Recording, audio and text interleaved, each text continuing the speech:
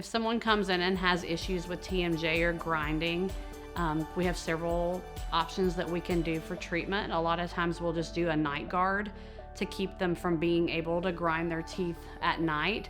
If it's something where they feel like they're doing it during the day, a lot of times we'll use Botox and put it in the masseter so that they're not able to clench down and grind. It gets them out of pain. A lot of people have a lot of pain, or sometimes they'll get headaches from it. So a lot of times once you can relieve that muscle there and they get relief there, it also keeps them from getting headaches.